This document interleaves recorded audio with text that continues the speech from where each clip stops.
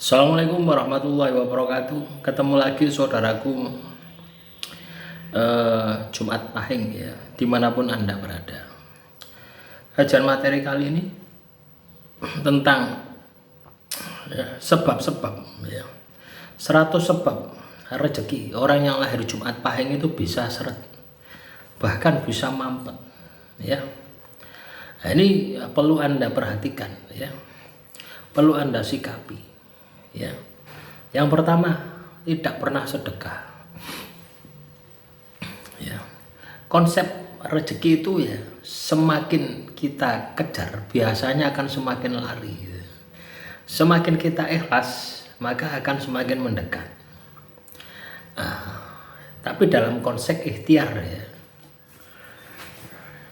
contohnya gini ya, misalkan saya pingin mobil ya, semakin saya ini kejar itu mobil, itu semakin tidak bisa terwujud, semakin menjauh.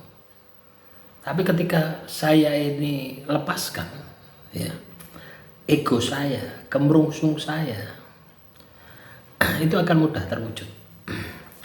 Tapi tentunya ikhtiar tetap dijalankan ya. Jangan dilepaskan terus Anda nganggur, ya tidak akan terwujud ya. Kedua, jarang ibadah, jarang menunaikan sholat ya. Kalau yang muslim jarang menunaikan sholat Jumat tepat waktu. Ketiga, makan dari hasil yang tidak halal, entah menipu, entah riba. Keempat, melanggar janji pada orang tua. Kelima, menunda membayar utang. Kelima ya. Keenam ya, kurang mensyukuri nikmat kecil. Ketujuh, sering berkata kasar, tata krama lisan buruk. 8, membuang makanan ya. Makanya kalau Anda ini punya keluarga, ketika masak atau ketika Anda beli makanan di warung, pastikan habis walaupun tidak enak ya. Itu bisa menyumbat rezeki Anda. Malas bangun sebelum subuh ya, tidak bisa bangun pagi. Dengki pada rezeki orang lain, iri ya. Rumah berantakan ya, rumah kotor berantakan, sehingga energi Ci-nya ya itu tersumbat. Kalau orang Cina itu mengatakan energinya Ci-nya itu tersumbat. Jarang puasa ya, laku sunnah, menghina weton lain, sering lalai membaca doa minta rezeki, memelihara hewan tapi menelantarkannya, menggunakan ilmu hitam untuk mencari uang pesugihan ya, mengambil hak anak yatim, menikmati suap atau gratifikasi, sering tidur setelah subuh ya, turun aura emas, membuang air panas di malam Selasa Kliwon, iri kepada saudara kandung, jarang mandi keramas pada malam Jumat, berdebat kusir dengan orang tua, tidak menghormati guru spiritual, melupakan tirakat malam weton sendiri, membiarkan sumur atau tangki air bocor, kotor ya, menaruh sapu dalam posisi terbalik, sering membanting pintu ya, getaran negatif, memelihara tanaman berduri di pintu depan, menyimpan barang rusak lusuh ya di dompet, tidak pernah mengganti dompet lebih dari 5 tahun. Ini juga pengaruh ya, ini secara sugesti. Pintunya berdecit tapi dibiarkan ya. Anda ada pintu ya, pintu rumah itu loh ya, kadang itu kretek. Padahal itu sederhana ya, tinggal Anda kasih uli bekas ya, sudah hilang. Menaruh cermin menghadap pintu utama, lupa menebus nazar. Anda punya janji, tidak mau penuhi. Menggunakan uang untuk pamer, umbar gengsi, suka menunda-nunda pekerjaan, berguncing, hibah, gosip setiap hari, tidak menghargai pasangan, sering meludah sembarangan, melanggar pantangan makan pada hari weton, lupa selamatan kecil saat pindah rumah, tidak menutup toilet saat tidak dipakai, memakai pakaian robek saat berbisnis, memakai kata-kata sumpah serapah, menyimpan foto mendiang tanpa dibersihkan, memelihara barang antik berenergi berat tanpa pembersihan. Jadi kalau Anda punya pusaka ya di rumah Anda, itu harus dibersihkan. Jarang berdoa, kalau muslim bersolawat kepada Nabi, mengkonsumsi minuman keras, menyakiti hewan liar, sering melanggar lampu lalu lintas, itu hak orang lain, itu jangan kira itu membuat rezeki Anda seret juga ya.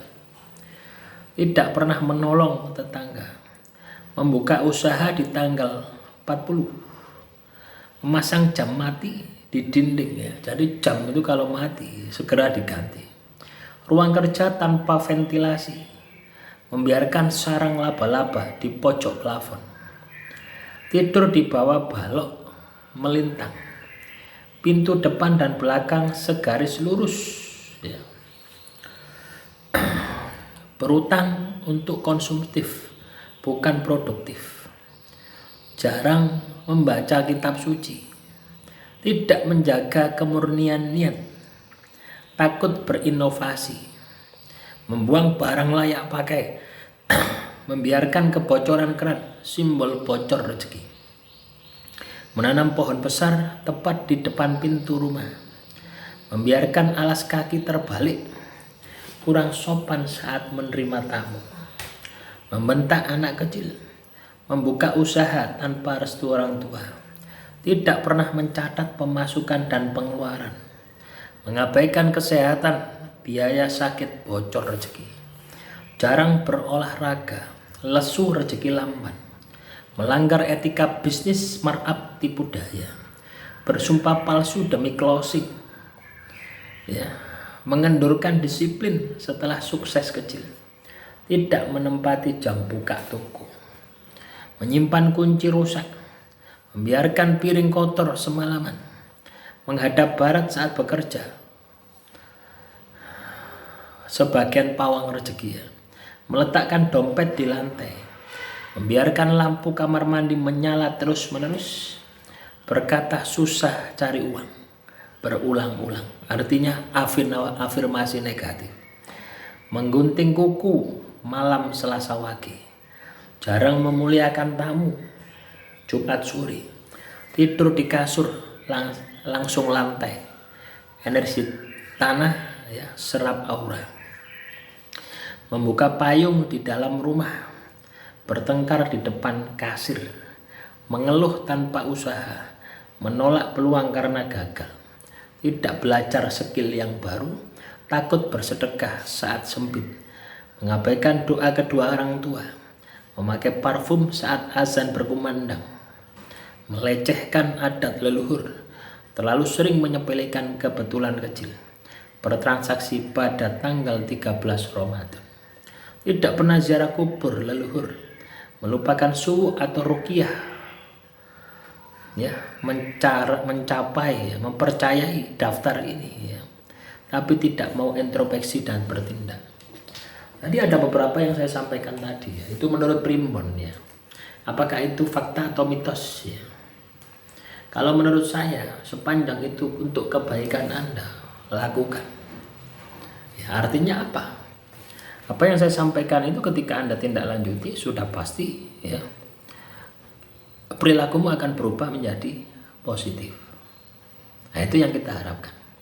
Demikian yang bisa saya sampaikan. Semoga materi yang singkat ini bisa bermanfaat. Kurang lebihnya saya mohon maaf. Wassalamualaikum warahmatullahi wabarakatuh. Salam rahayu, rahayu, rahayu.